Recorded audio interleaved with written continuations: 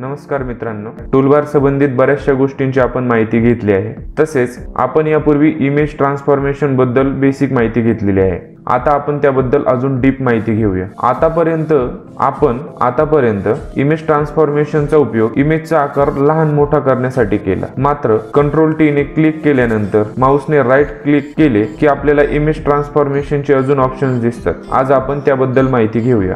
माऊसने right click केल्यानंतर तुम्हाला खूप सारे ऑप्शन्स येतात। त्यापैकी एक ऑप्शन आहे फ्री ट्रान्सफॉर्म। जेव्हा आपण कंट्रोल टी करतो तो फ्री ट्रान्सफॉर्मच असतो। फ्री ट्रान्सफॉर्मचा उपयोग करून तुम्ही इमेजची साईज लहान मोठी करू शकता, ती अशा पद्धतीने। फ्री ट्रान्सफॉर्म वापरताना एक गोष्ट तुमच्या लक्षात आली असेल की इमेज युनिफॉर्मली लहान मोठी होत नाहीये, कुठल्याही एका बाजूने कॉम्प्रेस होते किंवा स्ट्रेच होते। तर आपल्याला अशा प्रकारे इमेजचे साईज चेंज नाही झाली पाहिजे, ती युनिफॉर्मली कमी जास्त झाली पाहिजे। तर त्यासाठी आपल्याला काय करायचंय, कंट्रोल टी करायचंय आणि शिफ्ट प्रेस करून ठेवायचे। त्यानंतर इमेजच्या कुठल्याही एका कोपऱ्यातून तुम्ही इमेजला लहान मोठं करू शकता। ज्यावेळेस तुम्ही अल्ट शिफ्ट प्रेस कराल त्यावेळेस इमेज सर्व बाजूने लहान मोठी होईल आणि ज्यावेळेस तुम्ही फक्त शिफ्ट प्रेस कराल त्यावेळेस इमेज एका कोपऱ्यात लहान मोठी होईल। ज्या कोपऱ्यातून तुम्ही प्रेस करताय त्याच्या ऑपोजिट कोपऱ्यात ती लहान मोठी होईल, अशा पद्धतीने। त्यानंतर आहे स्केल। स्केल म्हणजेच फ्री ट्रान्सफॉर्म। तुम्ही स्केल करू शकता। शक्यतो स्केल करताना युनिफॉर्मली स्केल करायचे, म्हणजेच शिफ्ट प्रेस करून स्केल करायचं आहे। त्यानंतरचा ऑप्शन आहे रोटेट। रोटेट वरती क्लिक केल्यानंतर सिलेक्शनच्या कॉर्नरला जर गेला तर रोटेटचे चिन्ह येईल, त्याला पकडून तुम्ही रोटेट करू शकता। आता तुम्ही जर बघाल इमेजच्या मध्यभागात एक मध्यबिंदू आहे, त्या पॉइंटला तुम्ही जिथे मूव्ह कराल त्या पॉइंटच्या भोवती तुमची इमेज रोटेट होईल, अशा पद्धतीने। त्यानंतर आहे स्क्यू। स्क्यूचा वापर करून तुम्ही इमेज थोड्याशा 3D लुक टाइप मध्ये तिला इफेक्ट देऊ शकता। एखाद्या ऑब्जेक्ट वरती प्लेस करण्यासाठी स्क्यू ऑप्शनचा चांगल्या प्रकारे उपयोग होतो। त्यानंतर आहे डिसॉर्ट। सेम स्क्यू सारखाच याचा यूज आहे। 3D लुक मध्ये किंवा एखाद्या ऑब्जेक्ट वरती प्रॉपर इमेज प्लेस करण्यासाठी, जी मी तुम्हाला करून दाखवणार आहे। आपण काय करूया, एक इमेज डाउनलोड करूया।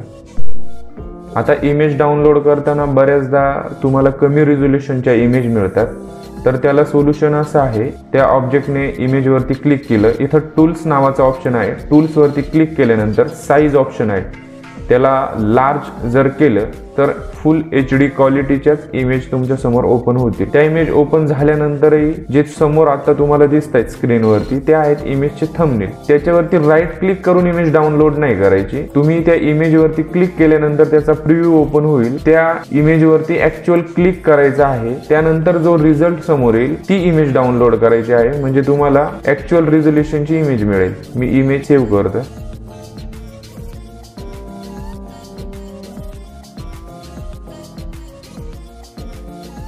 त्यानंतर आपण काय करूया, ही फाईल मी ओरिजिनल स्टेपला आणतोय कंट्रोल झेड करून।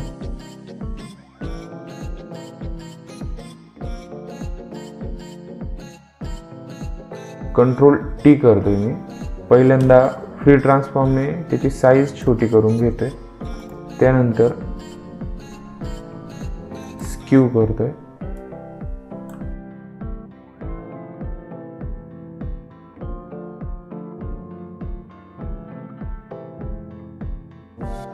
त्यानंतर तुम्ही डिसॉर्ट ऑप्शनने अजून त्याला रिअलिस्टिक करू शकता। अशा पद्धतीने तुम्ही इमेज त्याच्यावरती प्लेस करू शकता। आता आणखी रिअलिस्टिक दिसण्यासाठी यात खूप सारे ऑप्शन्स आहे, ते या इमेजमध्ये आहे, ते आपल्याला नंतर शिकायचे आहे। मी जस्ट एक तुम्हाला करून दाखवतो। तुम्ही आता फक्त रिझल्ट बघा, हे ऑप्शन्स आपण नंतर घेणार आहोत। तर अशा पद्धतीने तुम्ही याचा वापर करू शकता। पुढचा ऑप्शन्स आहे पर्स्पेक्टिव्ह। पर्स्पेक्टिव्ह तुम्ही ज्या बाजूने पकडताय त्याच्या ऑपोजिट बाजूने तो लहान मोठा होतो, अशा पद्धतीने। त्यानंतर आहे रॅप। आता मी काय केले, ती मँगोची इमेज ह्या बॉलवरती मूव्ह केली। कंट्रोल टी केल्यानंतर राईट क्लिक करून मी रॅपचा ऑप्शन ओपन केलाय। आता या पॉइंट वरती क्लिक करून मी ती इमेज खालच्या ऑब्जेक्ट वरती रॅप करू शकतो। अशा पद्धतीने तुम्हाला त्याचा यूज करता येतो। हे सर्व ऑपरेशन करत असताना एक गोष्ट लक्षात ठेवायची, तुम्ही जे काही काम करताय ते जास्तीत जास्त रिअलिस्टिक वाटले पाहिजे। ट्रान्सफॉर्मेशन रिमूव्ह करण्यासाठी आपल्याला एंटर प्रेस करायचं आहे। पूर्ण इमेज वरती मी हा मँगो रॅप करतोय। मँगोचा बाहेर जाणारा जो पार्ट आहे तो मला रॅप करायचा आहे। अशा पद्धतीने मी ती इमेज रॅप करून घेतोय। तर तुम्ही रॅपचा असा यूज करू शकता. त्यानंतर जे हे 2 टूल्स दिसत आहेत, कंटेंट अवेअर स्केल आणि पपेट रॅप, ते आपण नंतर घेऊया. खालचा ऑप्शन बघतोय आपण रोटेटमध्ये हे एवढे सगळे ऑप्शन्स आहेत. रोटेट 180 केल्यानंतर 180च्या अँगलमध्ये इमेज रोटेट होईल. ही 90च्या अँगलमध्ये क्लॉकवाईज रोटेट होईल. ही अँटी क्लॉकवाईज रोटेट होईल. ही खाली ऑप्शन आहे फ्लिप हॉरिझॉन्टल, तर इमेज अशा पद्धतीने फ्लिप होईल. तर मित्रांनो, अशा पद्धतीने तुम्ही इमेज ट्रान्सफॉर्मेशनच्या बाकीच्या ऑप्शनचा यूज करून क्रिएटिव्हिटी तयार करू शकता. सध्या आपण फक्त एका टूल्सची माहिती घेतोय. ह्या टूल्सचा अजून प्रॅक्टिकली वापर आपण करणार आहोत. धन्यवाद.